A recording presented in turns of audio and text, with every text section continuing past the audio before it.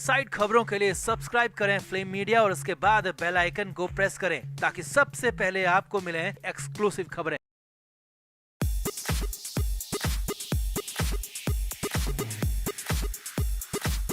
सुशांत सिंह राजपूत की मौत को मौत कहना गलत होगा, इसे शहादत का नाम दिया जाना चाहिए, क्योंकि सुशांत के बाद बॉलीवुड के गंदगी के ढेर तो चकनाचूर हो ही रहे हैं, साथ ही दुबई में बैठी डी कंपनी भी नेस्तनाबूद होती दिख रही है।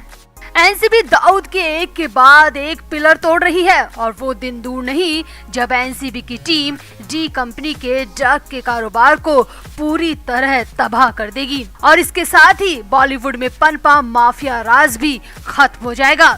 और अब तो एनसीबी के हाथ एक ऐसी चैट लगी है जिसे बड़ी सफलता माना जा रहा है। बस डी कंपनी का एक प्यादा और एनसीबी की पकड़ में आ जाएगा तो डी का पूरा खेल ही खत्म हो जाएगा।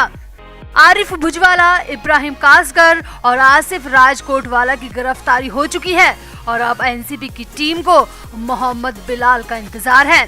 और एनसीबी सूत्रों की माने तो जैसे ही बिलाल पकड़ा जाएगा और इसके बाद एनसीबी सुशांत केस में जो ड्रग का एंगल आया था उसकी चार्जशीट भी दायर कर देगी।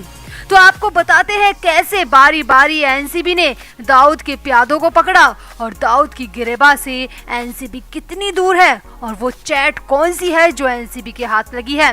आपको बताते हैं सब। आप भी इस वीडियो को शेयर करें और कमेंट भी करें। तो कहते हैं कि अकेला चना भाड़ नहीं फोड़ सकता, लेकिन एनसीबी की जांच के मामले में अकेले चने ने बहुत बड़ा भाड़ फोड़ दिया है। एक चैट ने पूरी डी गैंग को खतरे में डाल दिया है। एक चैट ने एनसीबी के हाथ डी कंपनी का बहुत बड़ा राज दिया है। उस चैट के सहारे अब एनसीबी मोहम्मद बिलाल को खोज रही है। अब सवाल ये है कि कौन है ये मोहम्मद बिलाल, वो करता क्या है और उसका दाऊद से क्या है कनेक्शन। तो आपको इस रिपोर्ट में हम सब कुछ बताते हैं। दरअसल मोहम्मद बिलाल डी कंपनी के ड्रग का धंधा चलाता है। अंडरवर्ल्ड की दुनिया में इसको तेल वाला के नाम से जाना जाता है। नारकोटिक्स कंट्रोल ब्यूरो ने इसके खिलाफ लुकआउट नोटिस जारी किया हुआ है। मुंबई के ड्रग रैकेट की जांच के दौरान एनसीबी को पैडलर आरिफ भुजवाला की चैट हाथ लगी है। आरिफ भुजवाला को पिछले महीने मुंबई के रायगढ़ इलाके से गिरफ्तार किया गया था और बाद में एनसीबी के साथ ही महाराष्ट्र पुलिस ने भी आरिफ भुजवाला से पूछताछ की थी। अब इसी पूछताछ और छानबीन के बीच एनसीबी के हाथ इन सब की एक चैट भी लगी है जिसमें कई पैडलर की आपस में बातचीत है। इस चैट के आधार पर एनसीबी ने कई जगह छापे मारे और इसी छापेमारी के दौरान इब्राहिम मुजवर यानी कि इब्राहिम कासगर को भी अरेस्ट कर लिया गया। इब्राहिम कासगर वही गैंगस्टर है जो अपनी मर्सिडीज से ड्रग की सप्लाई करता है और दाऊद से बड़ा बनने की चाहत में उसने अपना नाम दाऊद के पिता के नाम पर इब्राहिम कासगर रख लिया। इब्राहिम ने अपनी गिरफ्तारी और पूछताछ के बाद आसिफ राजकोटवाला का नाम लिया था जिससे वो ड्रग लेकर आगे सप्लाई करता था। अब इब्राहिम से मिली हुई जानकारी पर एनसीबी ने डोंगरी के गोदामों पर छापे मारे और बहुत बड़ी मात्रा में नशीले पदार्थों को जब्त किया। साफ है कि एनसीबी डी कंपनी के ड्रग के कारोबार के किले को तोड़ने में कामयाब होती दिख रही है। एनसीबी के सामने मुंबई के हजारों करोड़ के ड्रग रैकेट के राज अब खुल रहे हैं और ये धीरे धीरे डी कंपनी के सबसे बड़े कारोबार को तबाही के कगार पर लाने के लिए कमर कस चुकी है।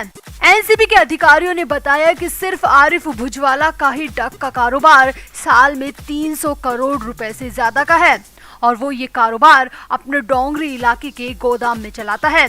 उसके पीछे दाऊद का हाथ भी सामने आया है और इसी वजह से उसने अब तक खुद की 1000 करोड़ रुपए से ज्यादा की संपत्ति खड़ी कर ली है।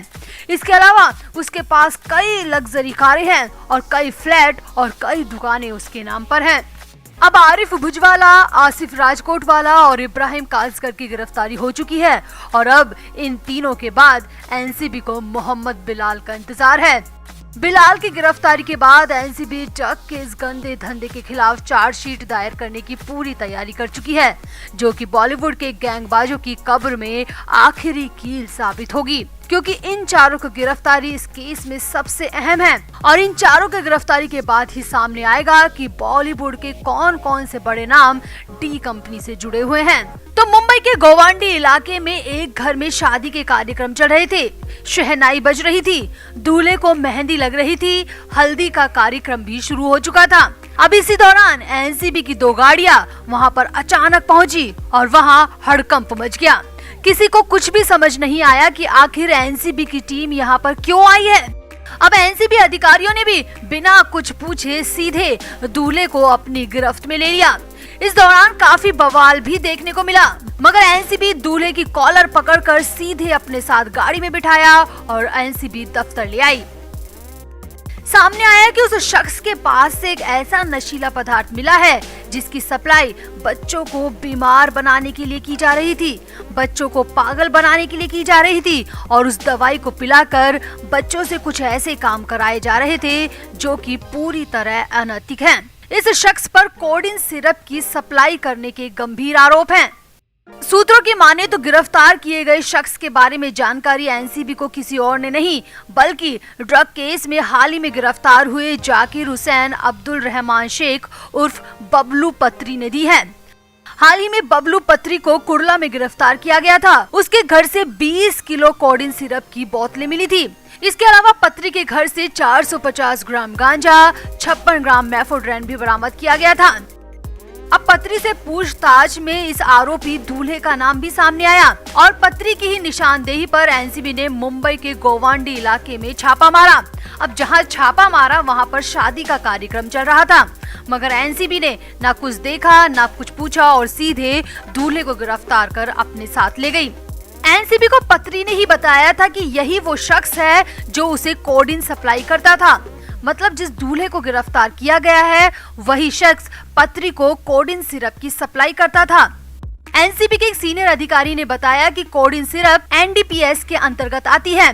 कोडीन से बने सिरप को डॉक्टरों के बाकायदा परामर्श के बाद ही दिया जाता है, यानी कि बिना डॉक्टर के प्रिस्क्रिप्शन के इस सिरप को ना कोई खरीद सकता है ना ही बेच सकता है। अब एनसीबी के सीनियर अधिकारी की माने तो मुंबई के गली के बच्चों में कोडीन के नशे के मामले लगातार बढ़ रहे हैं और पत्री और ये आरोपी दूल्हा ही इन बच्चों को कोडीन की सप्लाई करता रहा है।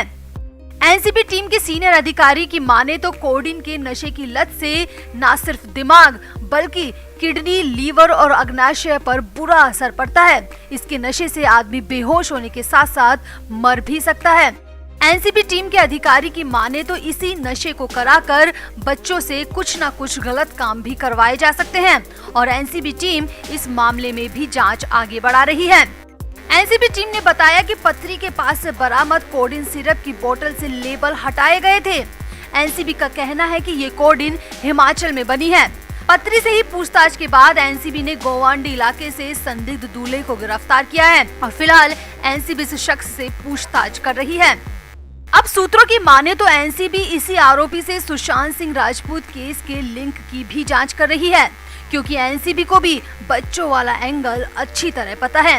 एनसीबी इस एंगल से भी जांच कर रही है कि कहीं ये सिरप पिलाकर बच्चों को गलत काम में तो नहीं धकेला जा रहा था। फिलहाल जांच टीम आरोपी से पूछताछ कर रही है और उम्मीद की जानी चाहिए कि जल्द से जल्द कुछ ना कुछ निकल कर जरूर सामने आएगा। तो आप भी इस खबर पर अपनी राय जरूर दें और वीडियो को भी शेयर करें। Flame media report.